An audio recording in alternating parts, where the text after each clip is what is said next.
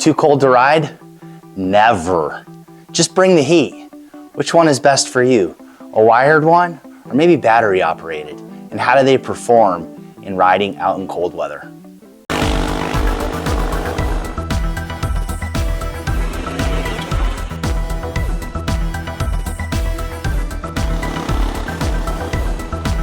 Hey, how's it going? Welcome to my channel. I like to ride year-round, which now that I'm back in New Mexico can be a bit challenging in the fall and winter and early spring months. But I don't let weather be a deterrent. It used to be that when I would go riding, I couldn't handle temperatures below like mid 50s to low 50s, no matter how much I bundled up. And the problem with bundling up is you start losing dexterity, especially with your jackets, everything gets bulky. And it became uncomfortable. And then I finally discovered heated jackets. And once I did that, it really transformed my world from being able to ride in the 50s to I have ridden as low as 20s and 30s and done long distance travel. So heated gear for me has really been a game changer to ensure that I'm able to ride year round. So yeah, I've ridden in the 20s and 30s with heated gear, but I'll also wear my heated gear when it's maybe high 50s, low 60s, especially on an overcast day. When you're riding high speeds, it can still be a bit cool. And I find having the heated gear makes things just a bit more comfortable. So if you have never considered heated gear, let me ask you this very important question. Do you like warm hugs? Do you like to have a warm hug that would last all day? Well, that's what riding with heated gear really feels like. It is like having a warm hug around you the entire day, and it just adds comfort. Heated gear to me, if I want to continue riding into the late fall, winter, through winter, into the spring, it is essential. Now, there are essentially two types of heated gear that I have seen. There is the wired heated gear, and then there's the battery-powered heated gear. So I'll go through the heated gear, my experience with the wired gear, and then I'll go into the battery-powered and some new innovations that are coming out that maybe makes you want to lean towards the battery-powered over the wired, and I'll explain why. Back in 2018, I had just purchased my R1200 GS, and I was desperate to get out and ride. And this was February timeframe. And in my mind, I was thinking, camping around saguaro cactus has to be warmer than being up here in the winter. So I had set out the objective of riding from Albuquerque, New Mexico, over to the Tucson area where I know there were saguaros. In my mind, I was thinking it would be much warmer. But getting down there would include riding in snow. So that was my first introduction to heated gear. I knew before I went, if I was going to be able to ride in those temperatures, the 30s and 40s and 50s, that my normal outdoor cold weather gear was just not going to cut it. So that's when I first started using heated gear. And it was really a game changer. I stayed so comfortable in those conditions that it just made it so that I wanted to ride all the time, and I knew if I threw the heated gear on, I could do that. So I had purchased a heated jacket. This particular one is made by Hotwire, and so that's what I use. Now, a couple of the things that I had learned and still continue to learn is that when you have a wire here, you have to remember to plug this in before you start rolling, and I am terrible about remembering to plug this in.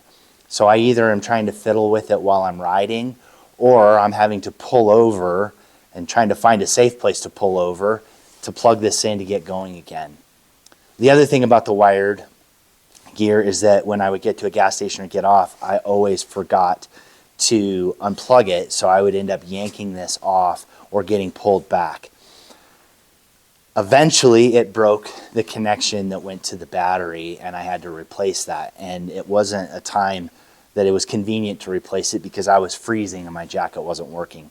So this worked. The jacket worked well when I remembered to plug it in, but there were some downsides to having a wired heated jacket. Now, there's also some things you got to do if you're riding in cold weather. You know, maybe look at trying to add some layers to your legs. Make sure your feet don't get cold, because if that's gonna be a big distraction as well. And then your hands, making sure you have dexterity in your hands. And I've done that a couple different ways.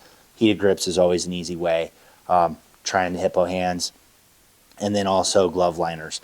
And the nice thing about these wired jackets is, at least this one, you have the ability to add heated gloves or heated liners, which I did for a very long time. But I found that the heated liners, they're quite expensive. They're about $90 just for the heated liners. And I've only been able to get a season and a half out of the heated liners. And I've gone through several repair. The wires in those for the heating elements, they're really thin, and those end up breaking. So I would end up having non-functional heated liners. So this has worked well, but there may be some better options. So let's talk about that. This brings me to the sponsor of this video, which is IHood Heated Garments. Now, I typically get between 2 and 3 sponsored video requests every single week, and it is clear to me in those sponsored video requests that the people offering those really don't understand my channel and understand that it's dedicated to motorcycle riding, adventure motorcycle riding, and motorcycle camping. I get sponsored video requests for items like chainsaws, wind chimes, birdhouses, things that really don't fit. So when I was contacted by IHood to do this sponsored video, what I looked at is whether or not this would be something that would be useful for us doing motorcycle riding, adventure motorcycle riding, and motorcycle camping. And so I agreed to do it because I wanted to know and test this out to see if it would be a good product for myself, selfishly, and also for any of you out there that are looking for some heated gear that has multi-function, multi-versatility. So that's why I decided to do this particular video. Now there's some things to know about this particular jacket, is that it is obviously battery operated. The battery sits in this pocket on the inside, and the great thing about this particular battery, which is what interested me in this particular jacket over other battery operated jackets, is that this is a USB power bank. Now it's specifically made by IHood, and they say that it's made for their jacket. But being a USB battery bank just makes this a lot more versatile. So if you needed to charge your phone, you could charge your phone off of this. It's easy to recharge off of a variety of different plugs. It uses a micro USB and also Type C, a USB-C input, so you can use either of those to recharge the battery. The rated capacity for this battery is 8,700 milliamp hours. So you could easily pick up another power bank. I know IHood sells these. They recommend you use their battery banks for their jackets, but it is a USB power bank, so if in a pinch, if you needed another battery, if you have another power bank, you could do that. If you got a second one of these, you could revolve those through to make sure that you always have power. One of the things that interests me about this jacket is its utility off of the bike. With a wired jacket, once you get off the bike, there's really not much you can do. You don't have heat. And that's why I was thinking a battery operated jacket would be helpful on those motorcycle camping trips. So when you get off the bike, maybe you're sitting, you're cooking food, it's in the evening, you still have heat, where with the wired jacket you just don't. Same thing with getting up in the morning, packing up your tent. There's been some really cold mornings. I've had some freezing mornings. It would have been nice to have a heated jacket that I could put on in the morning just to get me going. And if I'm warmer, it's a lot easier to get moving in the morning than when I'm cold. So I think this would be a good solution for that. I had also considered whether or not, if it's ultra cold, if you could sleep in this, maybe on the low setting so that the battery will last. One of the things I noticed is the battery is on my hip. When I'm riding, I don't notice it at all. But I think to try to sleep, that might be a little bit more difficult. But if you are in really freezing conditions, you might want something like this. Features of this jacket that I found very usable are it has front heating on both sides, which is separate and can be controlled separately from the heating panel in the back, which I really like. And then it has this hood that also has heating elements in it. Now I know when we're riding on the motorcycle, my head has never gotten cold in a helmet, but maybe when you get off the bike and you're at camp, you can pull this up. The other thing that I really like about this that my heated jacket doesn't have is it has a heating element around the neck, so it keeps your neck warm. With the ability to adjust the different temperatures on the different heating areas, one of the things I've looked at being able to do, maybe when it's not quite so cold, but my chest is getting all that wind and it's feeling a bit colder, is I could turn the heat on the front of my chest up and leave my back maybe on low, or maybe not even turn it on at all, depending on the temperatures and my comfort level. So there's a lot of adjustability with this that I think lends itself to being more functional in trying to adjust the temperatures you want to get it to. So really, I think the biggest question is, how does this perform riding on the motorcycle? So let's take this out for a test and see how it does. All right, it is low 40s today. It's mostly been around 43 degrees, and I wanted to get out and test the IHood heated vest to see how it would function in the conditions that I would use it in. I was waiting for a cold day. I got it today, and I've been out for about an hour. I will tell you that my hands are freezing. I don't have heated grips. I'm trying the Hippo hands right now. They've helped, but they're still not great. Now, as far as the jacket goes, I've got it cranked up on high.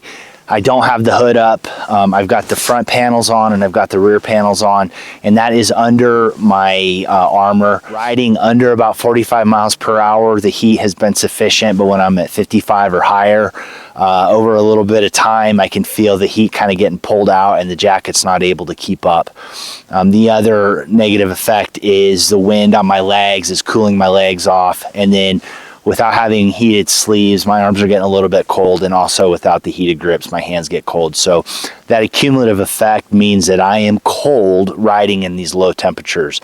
So I really think with my experience with the heated jacket, that's probably a better way to go if you're going to be riding in much colder temperatures. But I have used this jacket in the high 40s and in the 50s. It's worked great. Sometimes I like to wear a heated jacket even if the temperatures are in the 60s and it's a cloudy day, because it isn't all that warm. So this would be a perfect jacket for that. Now that I've spent an hour riding like this, I do like having more mobility in my arms than over the fully heated jacket that comes down with the sleeves. So this is kind of a trade-off between those two.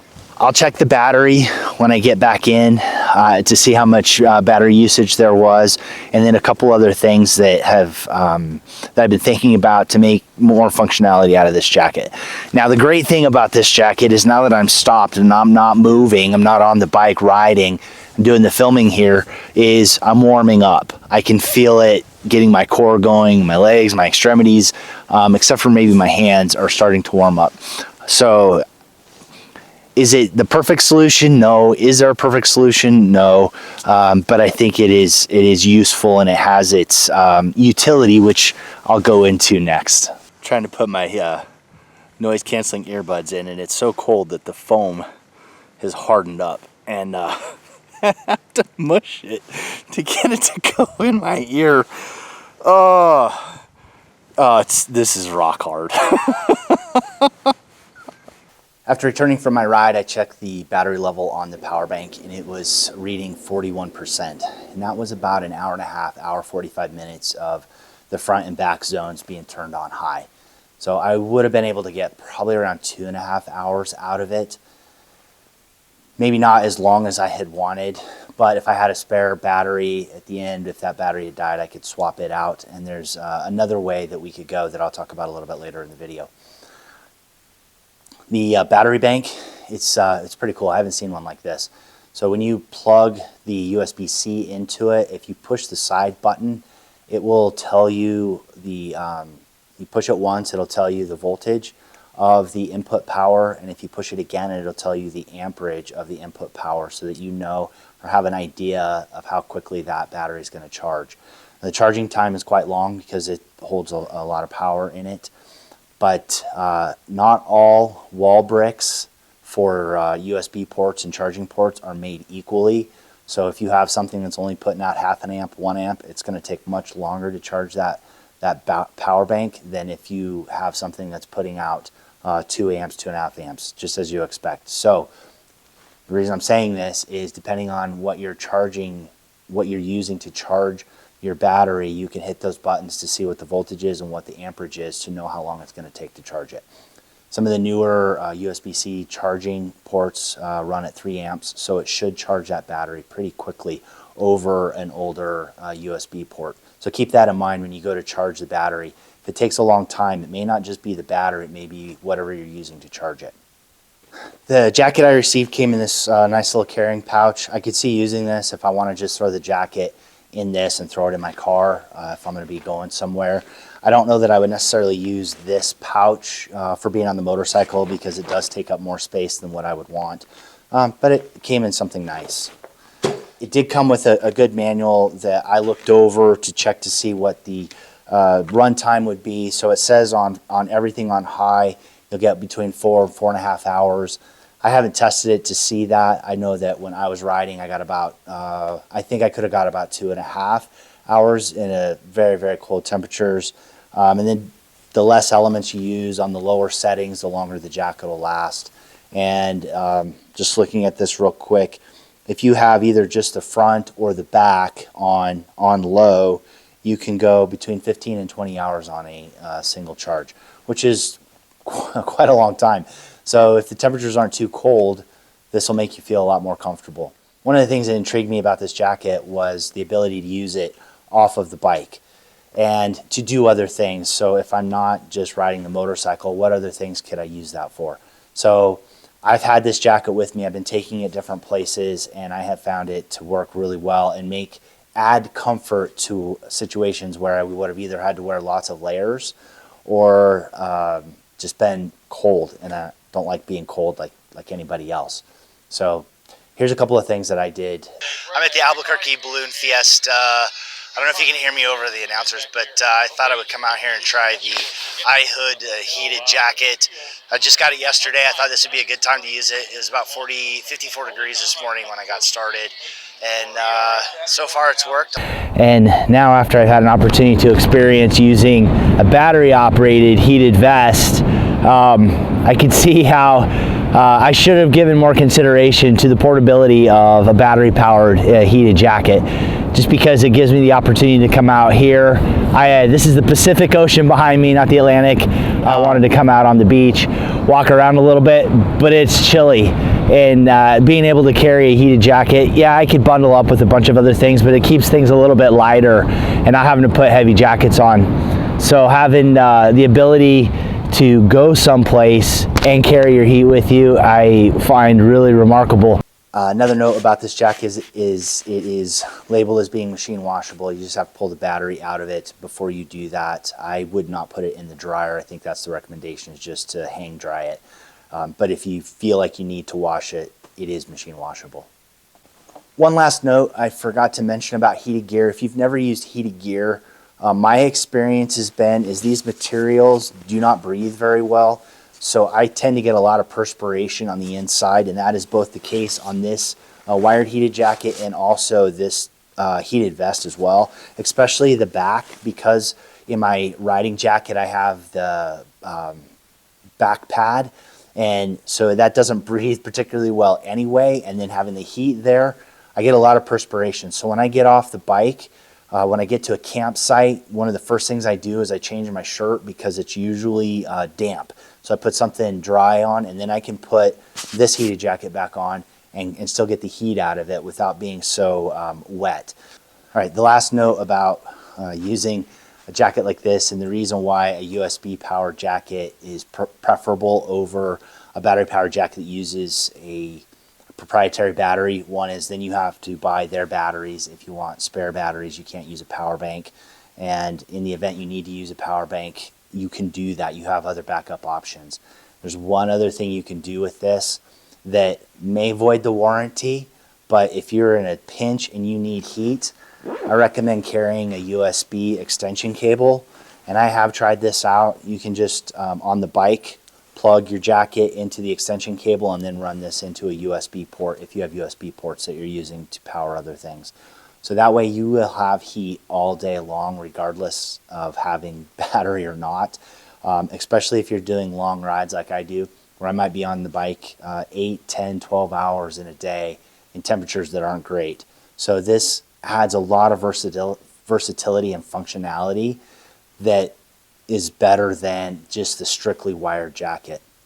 So not only can I get power all day long by plugging this in, but when I get off the bike, I can drop the battery in it and have power all evening long. Now, there's one last really important note about this heated jacket, is if you decide to get heated gear like this, something that's battery powered, and you do any activities with a spouse, with a partner, or with your kids, buy two. Because if you only get one, you will not be the one using this jacket. And I am speaking from experience. There is a discount code that I will put down here, and also in the description below. I think it is IHood off 10. And thanks for watching. Hopefully this was helpful. I know this is a sponsored video, and it may turn some of you off, but because I see versatility in it, and if you don't have heated gear, the cost of this jacket is about $140 over spending $200 on the hot wire heated jacket. That price difference, and with the versatility, I think this would be a better choice. And because heated gear extends your riding season, it just makes riding in the chillier weather so much better, that I recommend that if you like to ride year round and you want to ride comfortably and be focused on your ride and not how cold you are. So if you've used heated gear and you have your own comments, leave that down below. If you've used IHood products, please leave that down below as well, whether it be good or bad. Just let people know what your experience has been. And thanks for watching. Get out and do some riding. Even if it's cold, ride safe, and I will see you out there.